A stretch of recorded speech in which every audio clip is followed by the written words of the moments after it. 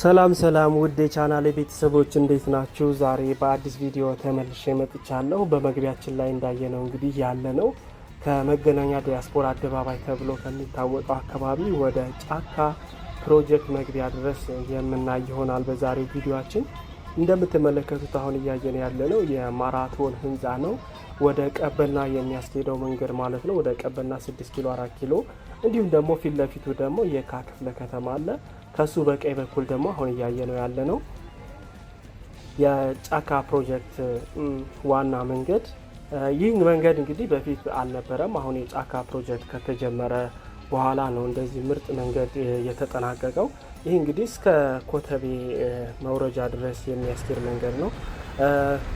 ይህ እንግዲህ ኮሪደሩ ስንመለከት ከቦሌ ኢንተርናሽናል ጀምሮ እስከ ጫካ መግቢያ ድረስ በአሪፍ ጥራት ወይም በተመሳሳይ ጥራት የተሰራ ነው።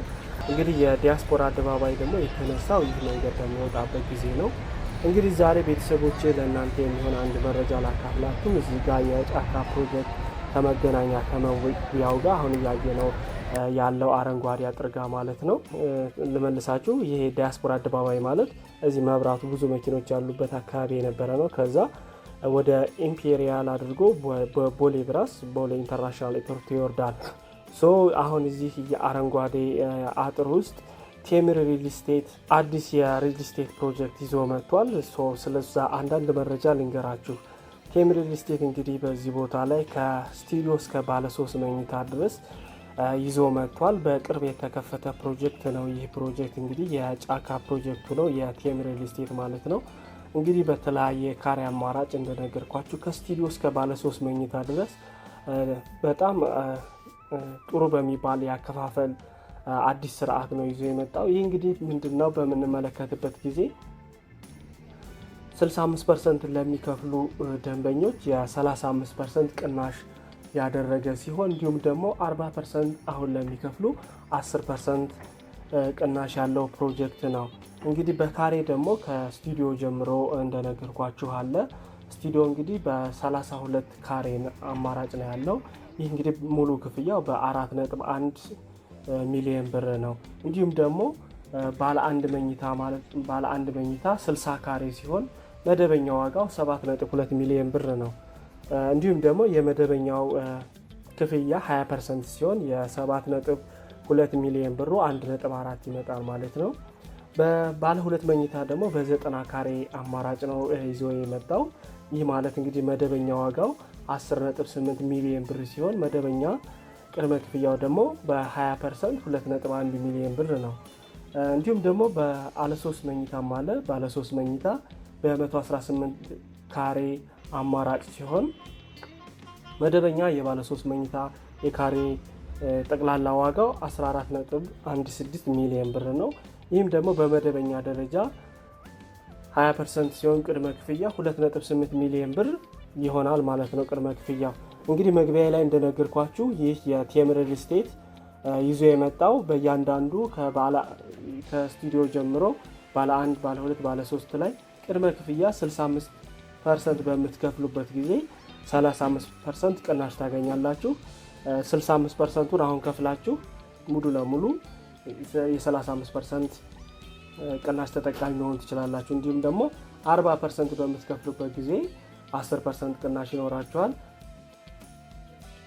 ስለዚህ ቤታችሁን ትረከባላችሁ ማለት ነው እነዚህን ከፍላችሁ።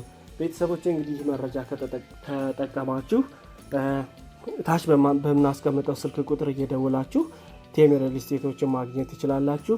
እኛ እንግዲህ ይህ አካባቢ ምን ይመስላል የሚለውን ደግሞ እያሳየናቸው የምንጓዝ ይሆናል። ቴምር ሪል ስቴት ማለት እንግዲህ ፊት ለፊት እያየነው ያለው ፕሮጀክት ማለት ነው። ይሄ እንግዲህ ዋናው መንገዱ ነው። እኛ ደግሞ በዚህ በሚያምረው የጫካ ፕሮጀክት መንገድ ላይ እየሄድን አንዳንድ መረጃዎች እየተለዋወጥን እንቀጥላለን። ይህ ቪዲዮ እንግዲህ ለብዙዎች ተደራሽ እንዲሆን ላይክ በማድረግ እንዲሁም ደግሞ ሰብስክራይብ በማድረግ የቻናላችን ቤተሰብ ሁኑ።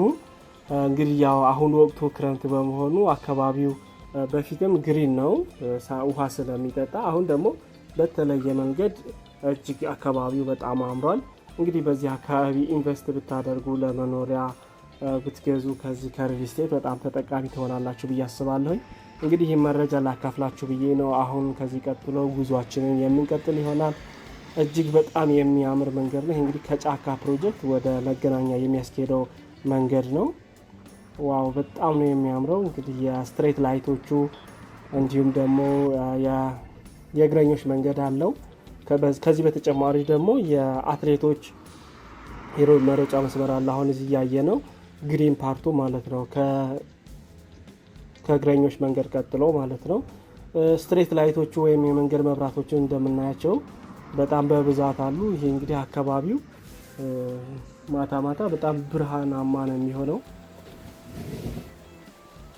አሁን እያየን ያለነው ደግሞ ወደኋላ ዞር ብለን የካ ክፍለ ከተማን ነው።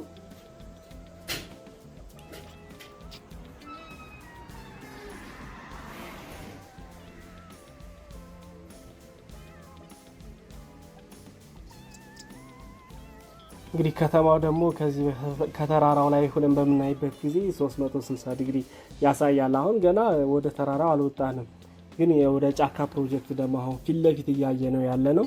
አሁን እዛ ጋር ተራራው ጫፍ ላይ ያለው እዛ ጋር ሆኖ አዲስ አበባ 360 ዲግሪ ያሳያል። እዛም ጋር አሁን ያየ ነው ስካይ ቪው ሆቴል ነው፣ እዚህ በዚህ በኩል ማለት ነው። በምልክት እናሳያቸዋለን። እጅግ የሚያምር አካባቢ ነው። እንዲሁም ደግሞ ጫካ ፕሮጀክት እንግዲህ ከዚህም በፊት እንዳወራ ነው ግዙፍ የፕሮጀክት ሲሆን ከአባይ ግድብም ቀጥሎ ግዙፍ ፕሮጀክት የሚባል ነው በኢትዮጵያ ደረጃ። አሁን እንግዲህ ከተጀመረም ቆየት እያለ ነው። አሁን በእርግጥ ከ2 ዓመት በፊት በክቡር ጠቅላይ ሚኒስትር ዶክተር አብይ አህመድ የመንግስት ኃላፊዎችን ባስጎበኙበት ጊዜ ያየነው ቪዲዮ አለ። ከዛ በኋላ ደግሞ በጣም ብዙ ስራዎች የተሰሩ ይመስላሉ። አሁን ደግሞ እየተሰሩ ያሉ ፕሮጀክቶች ከውስጥ ለእይታ ራሱ በጣም ግልጽ እየሆኑ ነው።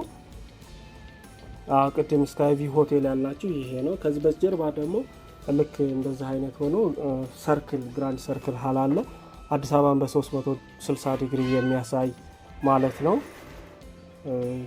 ጫካ እንግዲህ ብዙ ነገሮች ያሉት ግዙፍ የኢትዮጵያ የወደፊት ከተሞችን ይዘት እንደ ቤንች ማርክ ሆኖ ያገለግላል ተብሎ የሚጠበቅ ነው።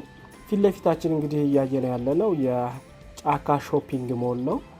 እንግዲህ ክቡር ጠቅላይ ሚኒስትር ከባለፈው ከተጓዡ ጋዜጠኛ ሄኖክ ስዩም ጋር በ2019 4 ትልልቅ ሾፒንግ ሞሎች ስራ ይጀምራሉ ሲሉ ታስታውሳላችሁ። ከነዛ መካከል እንግዲህ አንዱ ይሄ ነው። ሁለተኛው ደግሞ አራዳ ሞል አለ።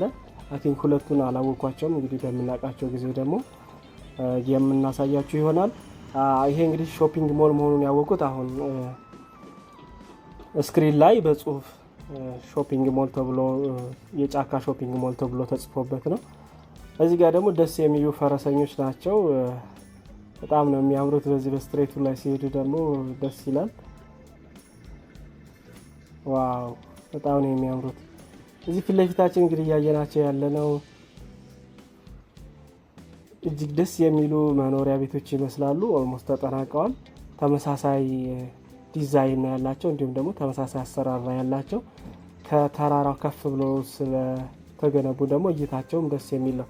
እንግዲህ አሁን ፊት ለፊት የምናየው ተራራው ሙሉ የተቆረጠ ቤቶች ናቸው እየተገነቡበት ያለው፣ እንደዚህ ሙሉ ስትሬቱን ማለት ነው።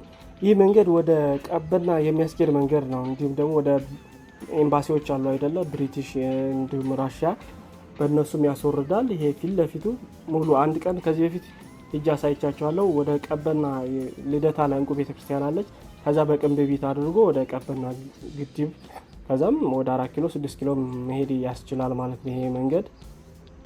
እኛ እንግዲህ ጉዟችንን እስከ ጫካ ሜን ጌት ድረስ እናደርጋለን። እንግዲህ ጫካ ሳተላይት ሲቲ ፕሮጀክት በምናይበት ጊዜ ቅድም እንደነገርኳችሁ ከአባይ ግድብ ቀጥሎ ግዙፍ ፕሮጀክት ነው። ይህ ፕሮጀክት አካባቢ ሙሉ በሙሉ ወደ ዘመናዊና አስተማማኝ ተፈጥሯዊ ሳተላይት ከተማ ነው የሚቀይረው። ዋው! እዚህ ጋር በመሀል አቋርጣችሁ ጫካ ሾፒንግ ሞል ነው። በጣም ነው ደስ የሚለው ያለው የመስታወቶቹ ከለር፣ እንዲሁም ደግሞ ዲዛይኑ በራሱ በጣም ነው የሚያምረው። እዚህ ጋር ደግሞ ዋናው የጫካ መግቢያ ጋር ደርሰናል። ዋው! በጣም ያምራል። እንግዲህ እነዚህ ወደ ስቆጥራቸው ወደ 24 እንደዛ አካባቢ ምሰሶች ናቸው።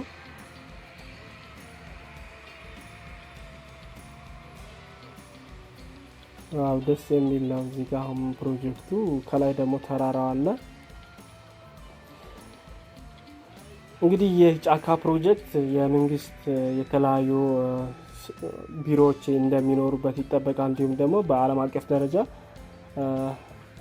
ሴኩሪቲው ደግሞ በዓለም አቀፍ ደረጃ ስታንዳርድ የሆነ ሴኩሪቲ ያለው በስማርት ሴኩሪቲ ሲስተም ነው የሚመራው። ከአንድ ማዕከል ያለው ሴኩሪቲ ሲስተም እንደሚኖረው ነው ኤክስፔክት የሚደረገው። እንዲሁም ደግሞ የተለያዩ የሀገሪቱ አስተዳደራዊ ማዕከል የሚተጋ ግዙፍ ቤተ መንግስት ይኖረዋል። የመንግስት ዲፕሎማቲክ መስሪያ ቤቶች፣ ዋና ዋና የመንግስት ተቋማት፣ የዲፕሎማቲክ ተወካዮች እንዲሁም ደግሞ የስብሰባ ማዕከሎች፣ የተለያዩ የተፈጥሮ የውሃ መዝናኛ ማዕከላት፣ ትልልቅ ሰው ሰራሽ ሀይቆች ከዚህ በፊት ሶስት አይነት ሀይቆች እንዳሉት አይተናል። እንግዲህ በየካ ተራራ ያለው አረንጓዴ ደን በመጠበቅ የተሰሩ ፓርኮች፣ መንፈስን የሚያድሱ የተለያዩ ይህ ጫካ ፕሮጀክት የሚሆነው እንግዲህ የአፍሪካን ባህል፣ ጥበብ፣ የተፈጥሮ ውበት የሚያሳይ ልዩ ልዩ የቱሪዝም ማዕከል መመልከቻ እንዲሁም ደግሞ ከተፈጥሮ ጋር በየካ ተራራ ያለው አረንጓዴ ደን በመጠበቅ የተለያዩ ፓርኮቹ መንፈስን የሚያድሱ ግዙፍ ሳተላይት ከተማ ነው የሚሆነው። እንዲሁም ደግሞ ቅድም እንዳየናቸው የእግረኞች የሳይክል መንገዶችም አሉት። እንዲሁም ደግሞ አትሌቲክስ ትራኮችም አሉት። እንግዲህ የሆስፒታሊቲ እና የንግድ አገልግሎትም ይኖሩታል። ስካይቪው ሆቴል ቅድም ያየናት ማለት ነው። እንደዛ አይነት ባለ 5 ኮከብ ሆቴሎችም እንደሚኖሩት ይህ ግዙፍ ፕሮጀክት፣ እንዲሁም ደግሞ የመኖሪያና የማህበረሰብ አገልግሎቶችም እንደሚኖሩት፣ የመኖሪያ ቤቶች ቅንጡ የመኖሪያ ቤቶች እንደሚገነቡበት፣ የትምህርት የህፃናት ማዕከልም ሆኖ እንደሚያገለግል፣ እንዲሁም ደግሞ የጤና ማዕከልም ሆኖ እንደሚያገለግል፣ እንዲሁም ደግሞ የኢትዮጵያ የወደፊት ከተሞች እንደ ቤንች ማርክ ሆኖ እንደሚያገለግል ጫካ ይጠበቃል። እንደምናየውም እንግዲህ በጣም ደስ የሚልና ዘመናዊ ሆኖ እያየነው ነው ያለው። የአካባቢ ጥበቃው ደግሞ በጣም የሚገርም ነው። ሙሉ ለሙሉ አረንጓዴ እንዲሁም ደግሞ ሳሮቹ እንደምንመለከታቸው እነዚህ ተተክለው ነው። እንዲሁም ደግሞ ከከተማው ጋር ያለው እይታ ከከፍታ ቦታ ስለሆነ ጫካን እንግዲህ በብዙ ነገር ለየት የሚያደርጉት ቢኖሩትም የተገነባበት ያለውን ቦታ በጣም ልዩ ከሚያደርጉት ነገሮች አንዱ ነው። እንግዲህ ቤተሰቦች እስከ መጨረሻው ድረስ ተከታተሉ። አሁን ተመልሰን ወደ መገናኛ በሚያስወርደው መንገድ አለፍ አለፍ እያል እናሳያቸዋለን። ስለምትከታተሉ በጣም እናመሰግናለን። መልካም ጊዜ ይሆንላችሁ። በሌላ በቀጣይ ቪዲዮ ተመልሰን እንመጣለን። ጉብኝታችሁን ቀጥሉ። መልካም ጊዜ